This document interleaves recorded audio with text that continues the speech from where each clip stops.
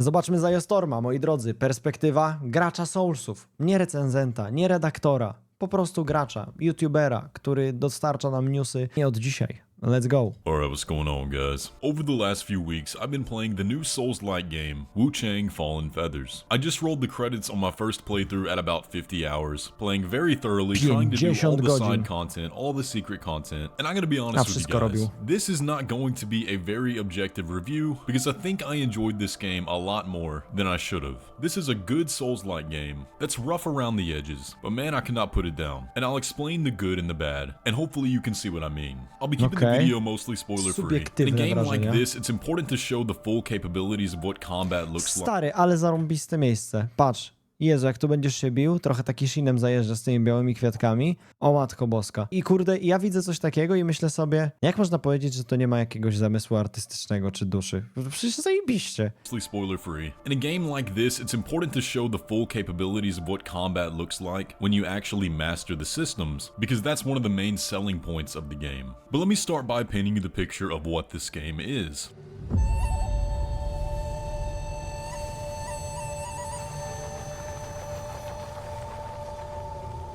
The wheel of fate turns beyond our eyes. Since playing Black Myth Wukong last year, I kinda been on a kick with these games set in medieval China. Wuchang Fallen Feathers has you playing at the height of the Ming Dynasty in a world ravaged by a disease called the Feathering, and you play as Bai Wuchang, who's afflicted by the Feathering, but only to the extent that it's taken her left arm and left her without most of her memories. This is the setup for the adventure as you explore the land of Shu, trying to figure out what happened, who you are, and how to cure this feathering. Now, as you might expect, the game has a very standard Souls-like formula to it. You travel along fairly linear levels, at least in the beginning, fighting enemies, exploring to find loot, seeking out checkpoints that give you back your healing items and respawn all the enemies until you get to a big boss fight. Again, if you played Souls games, which if you're watching this channel, I'm sure you have, you know exactly how this works. Now, I'm gonna say something that might be a little controversial to other people that reviewed this game. I think Wuchang has some of my favorite level design that I've ever seen from a non-From Software Souls-like. O kurde, ty, level design jest chwalony. Bardzo mi się to podoba, bo to już któryś raz słyszę, że te skróty, te pułapki, to wszystko, że to składa się w taką fajną, spójną całość. To było coś, z czym Lies of P sobie nie poradziło. Jeżeli mielibyśmy mówić o Lies of P, no świetna gra, świetny Souls-like, ale jego największym minusem był chyba zbyt prosty level design, nie? Exploration in this game is an absolute blast, and a lot of times I would be happy to defeat a boss, just so I could explore a new level. The layout of the world of this game is incredibly well done, but we'll break that down. To jest mega fajne, bo jak masz naprawdę słaby level design, to no przebiegasz, byle do bossa. Może tu nie będzie tak, może tu będziesz chciał faktycznie pochodzić po tych lokacjach, poszukać jakichś znajdziek, to jest super sprawa. In a bit. Where I think the game sets itself apart the most is in combat though, and to me this was the biggest draw. I love the combat in this game. It takes a while to figure out, but once you do, it is extremely satisfying, super fast-paced, and really feels a lot like the best moments of Bloodborne combat, especially when you're up against another humanoid, and you can kind of get this back and forth dance going. But like I said, there is a pretty big learning curve. It took me a while to figure out how to actually play the game, so let me get into the specifics of how things work. For the moment-to-moment combat, the basis of it, like I said, you can tell is very built around the style of Bloodborne. You have the quick step dodge, pretty generous iframes, as well as the strong attack to the back to trigger a visceral attack. Though it does take a little bit to figure out the timings, it felt great once I did. The biggest divergence in combat, though, comes in the form of feathering abilities and a system called Skyborn Might, where successful dodges and light attack combos give you feathering stacks, which you can see in the bottom left-hand corner, and you use these stacks. Ten dodatek magii jest zarąbisty. To jest trochę bardziej rozbudowany system Ash of Warów, na które musisz sobie zarobić energię, unikając prawidłowo. Bardzo mi się to podoba. Pop off spells or trigger unique attacks with your weapon. And so combat is this series of constantly comboing your light attacks, heavy attacks, alongside feathering abilities to get in as much DPS as possible. Now you can play it slow, and I did for a while, but I found much more success just trying to stay in the pocket in the fights. Kinda like Sekiro, not in that you're deflecting, but in that you're learning the rhythm of each fight. Again, like a dance. Now to get into some specifics of how things work, there are 5 weapon types in Wuchang. You have long swords, one-handed swords, dual daggers, spears, and axes. I 5 typów broni nie brzmi jak duża ilość, ale jeżeli one faktycznie mają te całe drzewka wokół siebie, które rozwijają nam różne techniki, jeżeli do tego dochodzi ta magia, którą możemy z tym łączyć w różne kombosy, to może być jak najbardziej wystarczająco. Each one has their own skill tree that you can spec into and unlock a wide range of abilities. Now, to be honest, I ended up just sticking with the longsword for the entire game. I really didn't touch any of the other weapon types because it just worked. And longswords and greatswords are always what I go for in Souls-likes anyway. Klasyczny, kurde, gracz Soulsów. Siadła mi broń? No to lecimy do końca. Póki mnie boss nie zeszmaci na 10 godzin, to nie zmienię. And this leads me into one of my major critiques of the game. There are only 25 weapons in total, 5 of each kind, and 5 of those you 25 get from broni, the mało. deluxe edition. Now, that does not mean the game is pay to win, at least from my observation, because the one from the deluxe edition was outclassed almost immediately. A to jest ciekawe, bo z kolei w innej recenzji, którą czytaliśmy, było mówione, w Eurogamerze chyba, że został z tą bronią do końca i jest jakaś giga OP.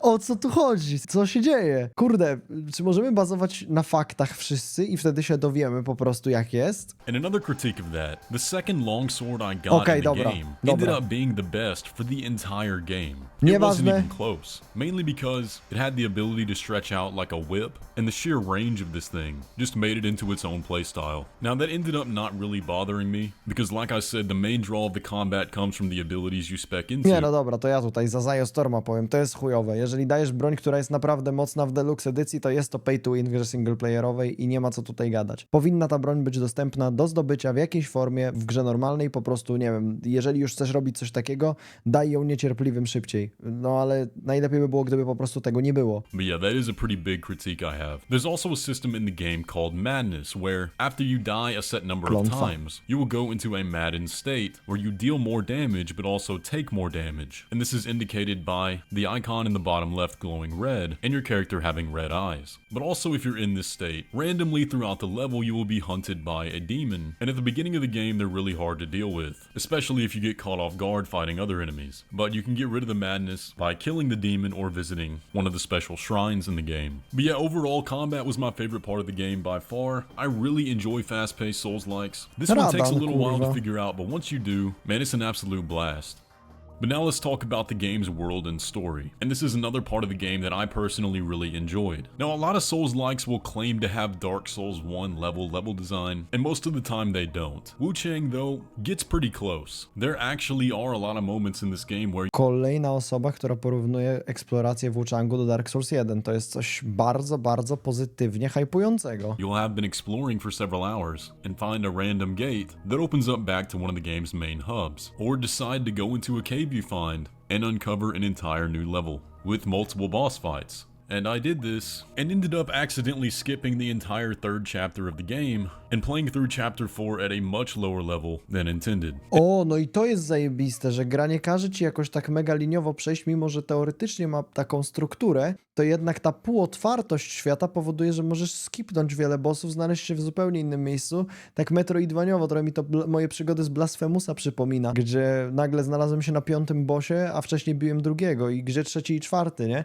Tak samo w Dark Soulsach, kurde, 1 mogłeś pójść na cmentarzysko, no ale szybko byłeś wyjaśniany, że tam raczej nie powinieneś być, nie? And yes, the game is broken up into chapters, but the world is all connected. I And to what I jest can ważne. I to, że świat jest połączony, to jest jedno, ale jeżeli jest właśnie do tego masa skrótów, różnych znajdziek, sekretów, jaskini z dodatkami, które się przeplatają ze sobą na przestrzeni tych kilku rozdziałów, to powoduje, że naprawdę imersyjnie czujesz, że ten świat jest żywy i spójny.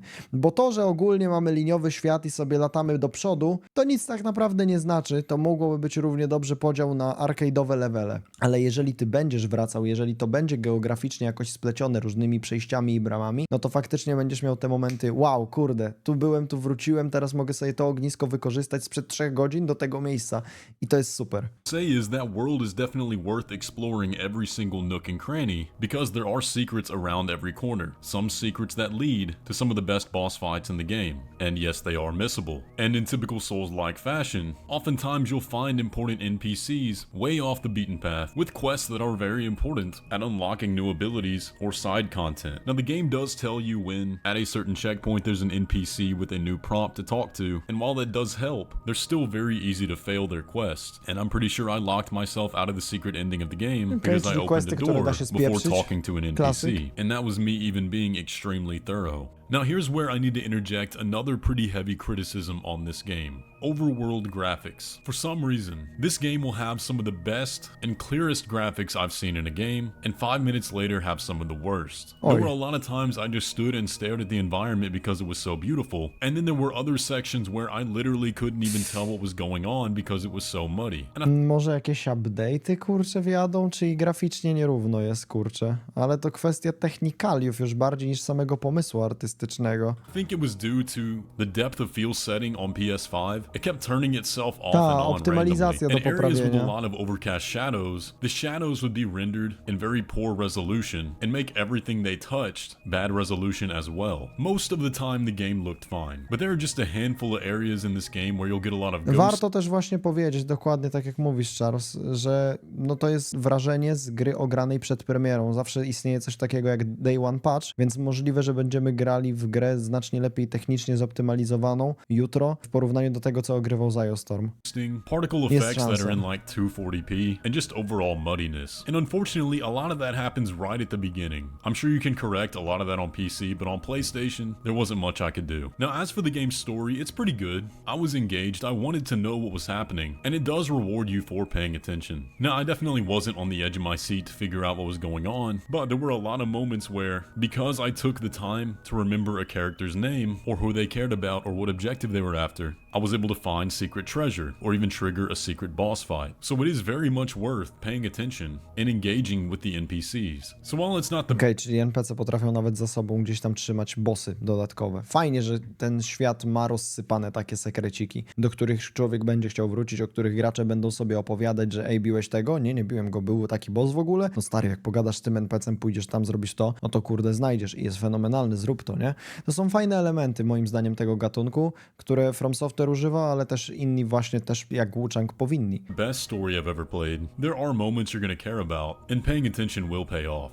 But now let's talk about the main thing people Dzięki, care about in Pathfinder. Souls-like games, the boss fights. And honestly, we got kind of a mixed bag here. Some of these bosses are absolutely amazing, and some are not that great. No dobra, czyli klasyka gatunku. Nie wiem, czy była jakaś gra, która miała same dobre bossy. Nawet w Sekiro się zdarzały gówniane bossy, mini bossy. Zawsze zdarzy się coś, co ci nie siądzie i to jest chyba też kwestia gustu po prostu, nie tylko samych technikaliów. Jedni lubią bossy duże, inni humanoidalne, jeden lubi wolne, drugi szybkie i jeżeli masz miszmasz, żeby było dla każdego coś, jakieś wyzwanie i różnorodność, no to nie będziemy tych wszystkich bossów lubić, nie? Chociaż są oczywiście obiektywnie złe pomysły, jak kurwa Rom, Pająk czy Mikołasz. Now, when they're really good, and when they're bad, they're not that bad, they're just not great. The bosses at the beginning of the game are made in a way to kind of ease you into the combat, following many tropes that you'd see in standard Souls bosses, more so just dodge and attack after a combo. But the game has a lot of humanoid boss fights, and these are the ones that I thought shone the most, because it feels a lot like Bloodborne Hunter fights. And when the game gets going like that, that's what kept me addicted. There's really only one fight in the game that's kind of a gimmick, and this one is just not fun at all. Now the good thing is it's early on, it's not very hard, you'll knock it out in a couple tries at most, but when it comes to boss difficulty, it's a bit of a mixed bag too. There were some bosses that took one try, there were some bosses that took 30. Now like I said earlier, I did kind of play the game out of order, but that varying difficulty kept up consistently, and I had to figure out the way that each boss wants to be played. There's no one right answer, and I guess you could say that's good design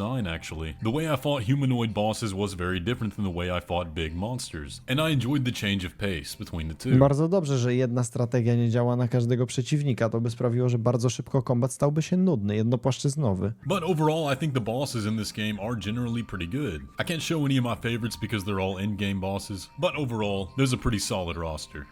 Now, I've been generally pretty positive so far, so let's talk about some of the bad. Like I said, this game does have some issues. The ones I've talked about already: lack of weapon variety, muddy graphics at times. Performance was generally pretty good. I didn't have any crashes, and I kept a pretty stable 60 frames, except when loading into a new area. You'd get some drops, but it was never at a time where it got me killed or anything like Kurde, that. to zapowiada się po prostu na dobrego Soulslike'a. Nic wybitnego, nic bardzo złego, ale coś przy czym będzie można fajnie spędzić czas. Jestem ciekawy, czy to będzie coś, do czego będziemy chcieli wrócić, bo jednak gra wydaje się całkiem spora, jeżeli mówimy tu czasami o 30, czasami o 40, czasami o 50 godzinach, w zależności od danego recenzenta, bo do większych gier ciężej się wraca po prostu. Jeżeli myślisz sobie, że o Sekiro mogę sobie przejść w kilka godzin, o Dark Souls 1 mogę sobie przejść w kilka godzin, to chce się to zrobić. A jeżeli to jest gra, do której musisz przysiąść z powrotem na tydzień, no to już trudniej, nie? To na pewno. I did have FPS max on, and with that I was able to keep 60 most of the time. Now like I said, I was playing on PS5. I can't speak on the Xbox version, I can't speak on the PC version, I simply don't know. Another thing I disliked was some of the absolutely essential skills in this game are super confusing for no reason. For example, upgrading your healing flasks and weapon upgrades. I was halfway into the game before I realized that some of these nodes in the skill tree can be upgraded multiple times, and the only way to tell are the little dots at the bottom of the node that you can see on the flask one. So I got all the way to chapter 4 with only a +4 weapon when I could have had a +9 by then, and only 5 healing flasks when I could have had 8. There's also an item called Temperance which buffs your weapon with an element and other stat enhancements that is super necessary, but the item you use to activate this is in the same part of the menu as regular consumables, so I thought it was only a one-time use, and again went through half the game before I realized it reset at shrines. Now that's user error, but it could have been explained a lot better. Another thing I disliked were the amount of traps and ambushes in this game. Oj, to każdy o tym gada, że ta gra jest zbyt chamska dla ciebie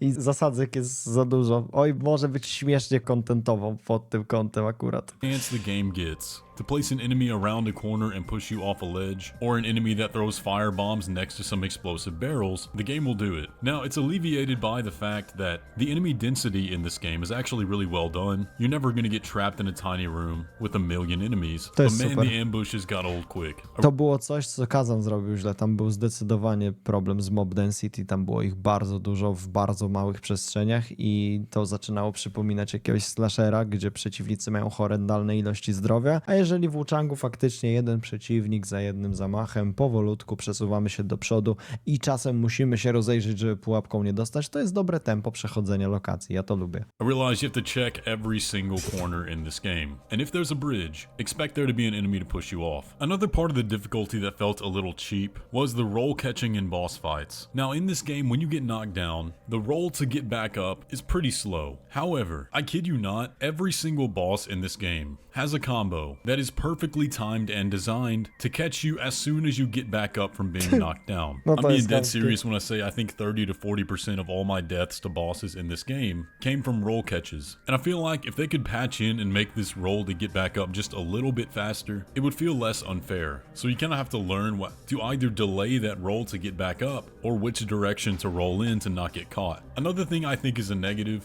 is that status effects really aren't explained. I mean, I beat the game, I still don't know what poise break does. And yeah, duh, I guess it breaks your poise. But you don't really have poise in the first place in this game. So how that actually translates into gameplay, I don't know. Now the final real negative thing I want to say is that I think if you're an above average Souls player and figure out how to play this game pretty early on, I think it could potentially be too easy. Now for me, I consider myself maybe above average, but I kind of had some handicaps, like I said. It took me a while to figure out certain things about the way the game is. Ja mam tak, że bardzo wolno się uczę i moje pierwsze przejścia tych gier są bardzo ciężkie, więc myślę, że będziemy się dobrze bawić, że nie będzie to przejazd. Oby. Intended to be played, and like I said, I got to chapter 4 before doing chapter 3, so I was playing at a bit of a handicap. But I did all the side content I could find, and by the time I got to the final boss, I was pretty overpowered, and I ended up killing it in just a few tries. So I think especially when guides start to hit the internet, you'll be able to break this game pretty easily.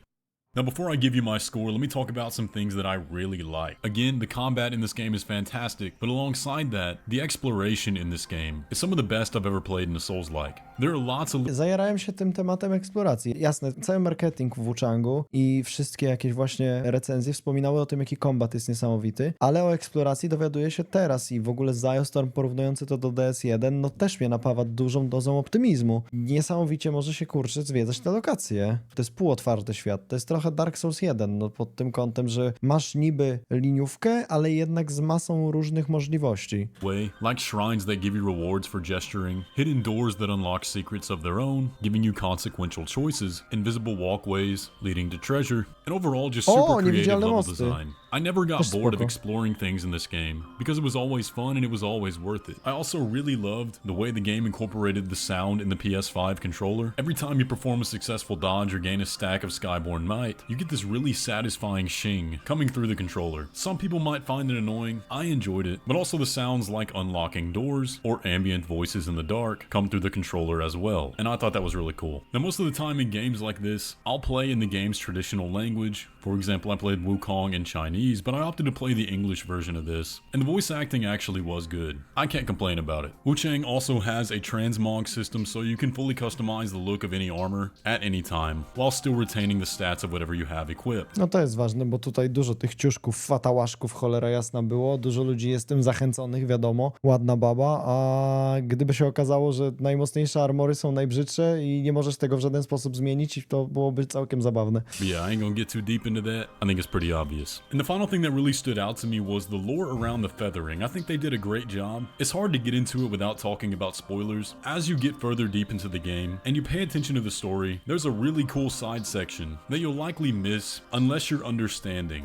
what's going on in the background. And again, unfortunately, I think I locked myself out of this secret ending right at the end, but it was my favorite stretch of the game by far.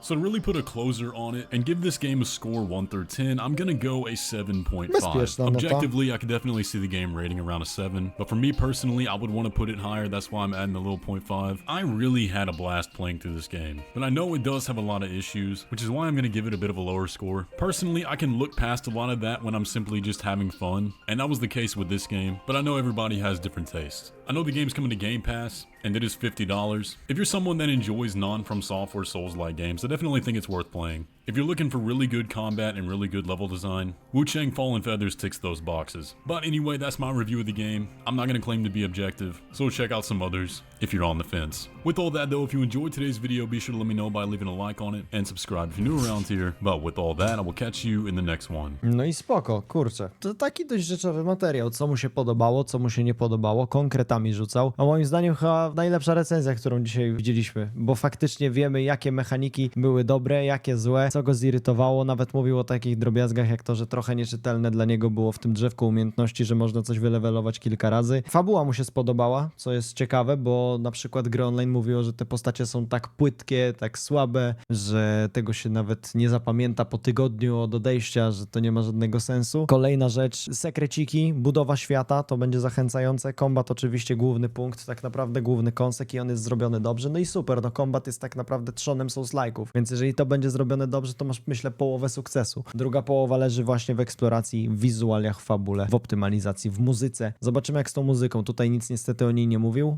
a były głosy, że muzyka jest kiepska. No zobaczymy.